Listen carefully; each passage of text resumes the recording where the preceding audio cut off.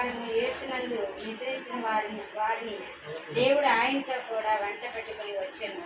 నేను ప్రభు మాటకు బట్టి నీతో చెప్పినదేమనగా, ప్రభు రాకడ వరకు సజీవులమై నిశ్చింతు మనము నిద్రించే వారి కంటే ముందుగా ఆయన సన్నిధి చేరము.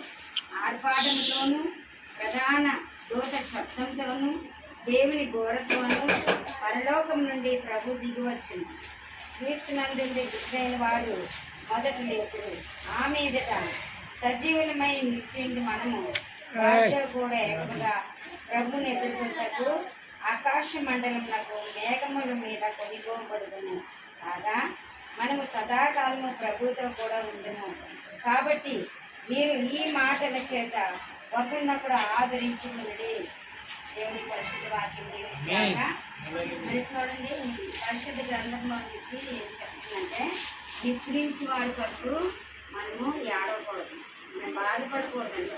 ఎందుకంటే పరలోకంలో నుండి ప్రభువు యేసుక్రీస్తు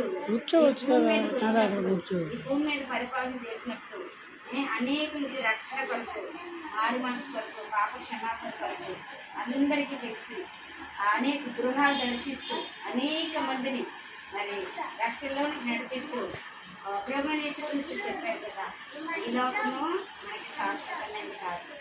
మన రాజ్యం వేరు, ఆయన రాజ్యం వేరు. ఆయన రాజ్యం అనగా పరలోక రాజ్యం. ఆ పరలోక రాజ్యం కావాలంటే మనం ఈ భూమి మీద ఉన్నప్పుడే ప్రభునందు విశ్వాసం కలిగి, ప్రభునందు భయభక్తులు కలిగి ఆయన రక్షణ పొందుకొని, మారు మనసు పొందుకొని ఉన్నట్లయితే తప్పనిసరిగా ఆయన రాజ్యంలోకి మనం వెళ్తాము. అయితే ఇక్కడ మత్తయి సువార్త 5వ అధ్యాయంలో ఉంది కదా, దుఃఖపడు వారు ధన్యులు, వారు ఓదార్చబడు. ఎవరైతే దుఃఖము కలిగి ఉంటారో, ఎవరైతే మరి బాధలో ఉంటారో వారు మరి దేవుడు ఓదారుస్తారట. మనం మనుషులము ఒక రోజు వస్తాము, రెండో రోజు వస్తాము, మూడో రోజు వస్తాం, కానీ నిత్యం యేసుప్రభు ఉంటారట. యేసుప్రభు ఉండి వారికి ఏం చేస్తారంట, దుఃఖించి వారిని ఓదారుస్తూ ఉంటారంట. దేవుని స్తోత్రం. హల్లెలూయా, హల్లెలూయా, హల్లెలూయా చెప్పండి. నిరీక్ష లేని ఇతరుల వల్లే మీరు దుఃఖపడి ఉండకండి. ఎవ్వరు కూడా దుఃఖపడకూడదు, బాధపడకూడదంట.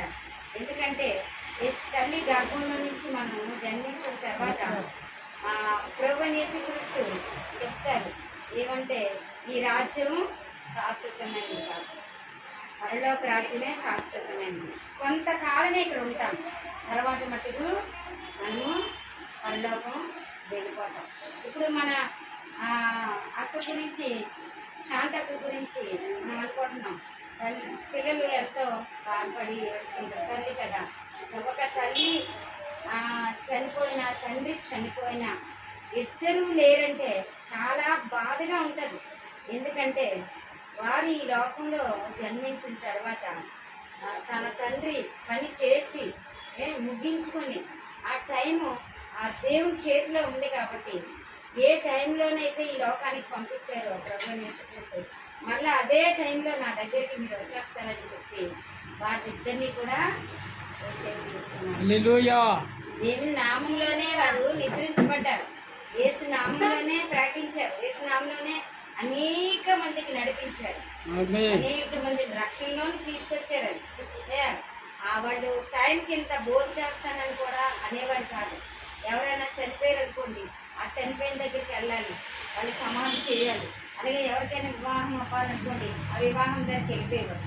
మనమైనా ఒక గంట 2 గంటలు పడుకుంటాం, కానీ వాళ్ళు అసలు పండుకునేవారు కాదు. బండి వేసుకుని ఇద్దరు ఎక్కడైనా వెళ్ళిపోయేవారు. నేను అలాగా ప్రార్థనలకు వెళ్తూ ఉన్నప్పుడు నాకు ఎప్పుడు ఎదురయ్యేవారు, అక్క ఈడు ఇంత అంతా వెళ్ళిపోతున్నారా, నువ్వు బాబు ఎక్కడ ఈ ప్రేయర్ మీటింగ్ అంటే, వేరే దేవుని కొరకు సేవ చేయాలి, దేవుని సాక్షిగా ఉండాలి, ఈ లోకంలో మనకి ఏది సాక్షిగా కాదయ్యేవారు. గబగబా బావగారు అక్క తీసుకెళ్ళి డ్రింక్ బాటిల్ సునీసేవారు. రోడ్డు మీదే కొనేసి అక్క తాగు అని చెప్పేసి నాకు పట్టించేవారు. మళ్ళీ ఎవరైనా ఆ రోడ్డు మీద కనిపించారనుకోండి, వాళ్ళకి కూడా రండి బ్రదర్, రండి సిస్టర్, మీరు కూడా తాగండి. అంటే ఎంత ప్రేమించారంటే అంత ప్రేమించారు. వాళ్ళ గురించి చెప్పాలంటే చాలా విషయాలు ఉంటాయి, కానీ చేస్తూ ఇద్దరు పిల్లలు అనుకోవచ్చు, ఇద్దరు మమ్మీ డాడీ లేరు, ప్రభా ఏంటి మా పరిస్థితి ఇలా ఉంది అని అనుకోవచ్చు. కానీ మమ్మీ డాడీ దగ్గర మనం కూడా చేరుకుంటాం. దేవుని వాక్యం చెప్తుంది కదా, మృతులైన వారు మరి మొదట లభిస్తారు. అంటే ఆయన రాకల్లో ఆయనతో పాటు కలిసి భూమి మీదకి వస్తారనమాట. వచ్చినప్పుడు సిద్ధపడిన వాళ్ళందరూ కూడా ఆయనతో పాటు పళ్ళ ప్రార్థన వెళ్తాం. క్లియర్గా ఇక్కడ చెప్పేస్తున్నారు, ఉంది.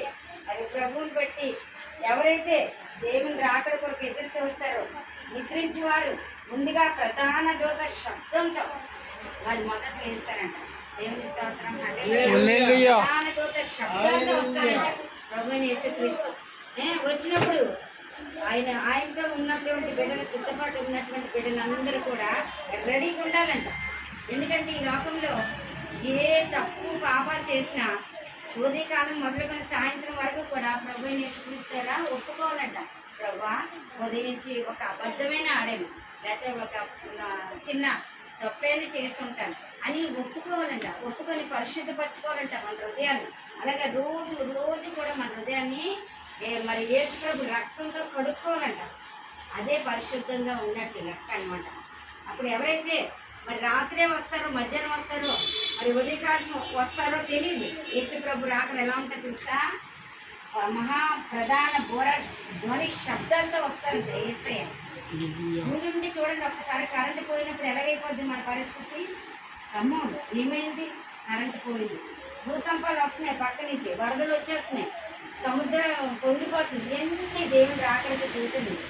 నా రాకడికి ఇవే గుర్తులు, నా రాకడికి ఇదే సూచన, జాగ్రత్త పడండి, జాగ్రత్త పడండి అని ప్రభువైన యేసుక్రీస్తు చెప్తున్నారు. ఎంతోమంది యవనస్తులు మరణిస్తున్నారు, చిన్నపిల్లలు, పెద్దవాళ్ళు, ముసలి వాళ్ళు అందరూ మరణిస్తున్నారు. కానీ మరణం ఎప్పుడు వస్తుందో తెలియదు. ప్రతిరోజు మనం ప్రయాణం చేస్తుంటాం.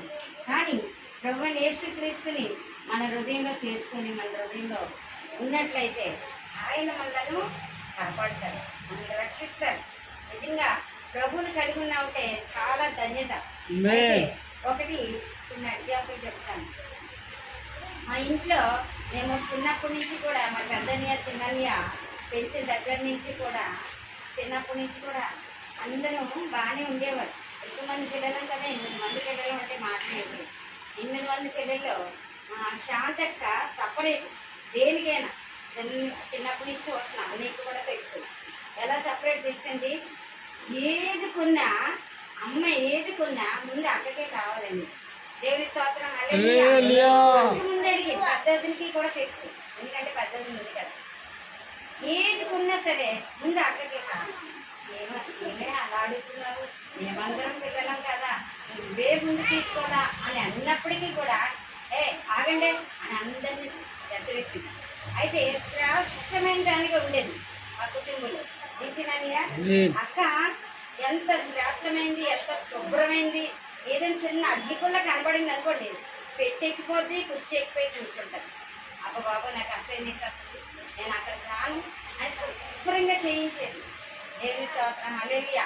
ఆ రాత్రమ్మ ఎవరు ఆవిడ, వీళ్ళందరూ అనుకోండి, గౌరక్క, వీళ్ళందరూ కూడా వచ్చి చూసేవాళ్ళు. అప్పుడు తెలుసు బాగా. అయితే పెద్దన్ని కూడా ఉండేవాడు. పెద్దన్ని కూడా ఏదని చెప్తే పోలే దాని ఇష్టం అని అనేవాడు. అనేది కూడా అంటే అక్కనంత శ్రేష్టమైన దానిగా మేమందరము చూసాము. అక్కలాగా అక్కేసిన బట్టలు అన్నీ ఫస్ట్ అన్నీ దానికే అనేది. అలాగే మంచి భర్త, మరి ఉన్నతమైన స్థాయిలో ఉన్న భర్త. ఎంత మంచి భర్త ఇచ్చారంటే ప్రభు, అంత మంచి భర్తని గిఫ్ట్గా ఇచ్చారు అక్కకి. ఇచ్చినాక బావగారు ఎలాంటి వాళ్ళు, ఏ షాపింగ్కి వెళ్ళామండి, అది ఏదడితే ఇచ్చారు. దేవుని స్తోత్రం. హల్లెలూయా. ఇంటిలోనే అలాగే పెరిగింది, అలాగే పెళ్ళైన తర్వాత కూడా అలాగే పెరిగింది, చక్కగా సంఘంలో కూడా అలాగే పెరిగింది. అంటే దేవుని యందు భయభక్తులు కలిగి ఉన్నది కాబట్టి అవన్నీ శ్రేష్టమైనవన్నీ పొందుకుంది అక్క. వాళ్ళు పొందుకునేది కాక ఇతరులకు కూడా సహాయం చేశారు. వారు చనిపోయినంత వరకు కూడా ఎవరో ఒకరికి సహాయం చేయాలి, ఎవరో ఒకరికి చూడాలి అని చెప్పేసి ఇంత కాపాడతాను పడేవారు. దేవుని స్తోత్రం. హల్లెలూయా.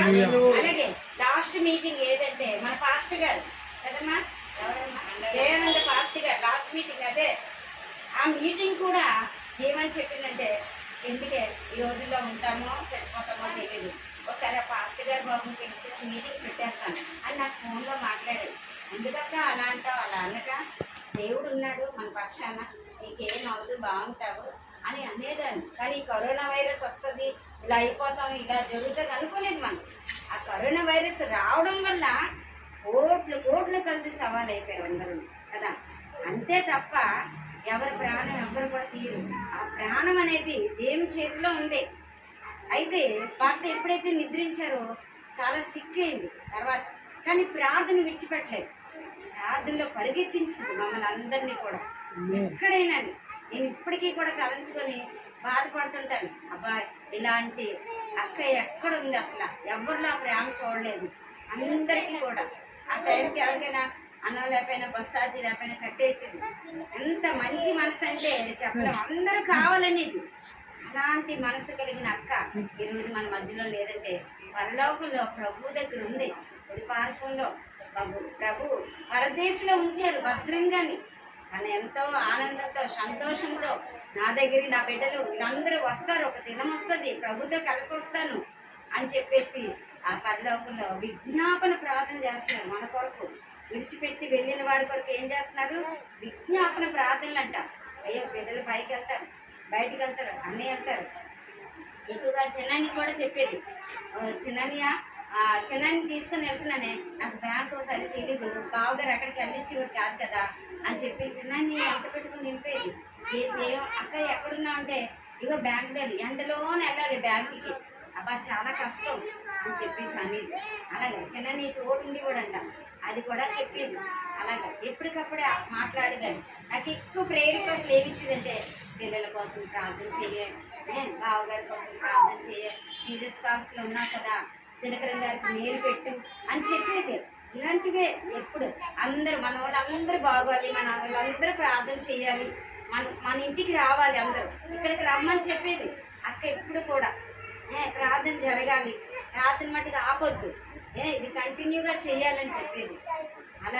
అలాంటివన్నీ చెప్పి అక్క నీవేం అవ్వదే బాగుంటావు, ఎందుకు అలా భయపడుతుంది, లేదు ఏ టైం వస్తుంది ఏ సమయం వస్తుందో తెలియదు, మరణం ఎప్పుడు వస్తుందో తెలియదు, నిజంగా చెప్తున్నాను అని చెప్పి అనేది. కానీ ఏదో జోకేస్తుంది అనుకునేవారు, ఇలా అవుతుంది ఇలా చేస్తుందని ఎప్పుడు కళ్ళ కూడా అనుకోలేదు. కానీ దేవుని చిత్తం అయిపోయింది కాబట్టి మనము ఏమీ ఆడకూడదు, భయపడకూడదు, దిగులు పడకూడదు. యేసు ప్రభునందు మనం విశ్వాసం ఉంచాలి. ఆఖరిగా ఒక మాట చదువుకుందాం.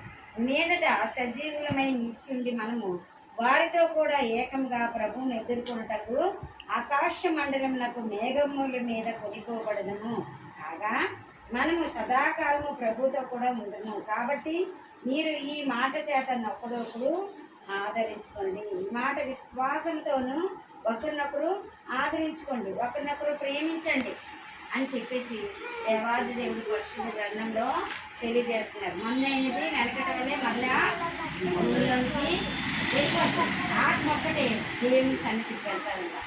ప్రసంగిగా అన్నీ చెప్పాడు కదా ఆ మాట ప్రకారం. అలాగే మరి దేశంలో చెప్పిన ప్రకారం మహాఘోర ధ్వని శబ్దంతో యేసుప్రభు త్వరలో రానయ్యన్నాడు.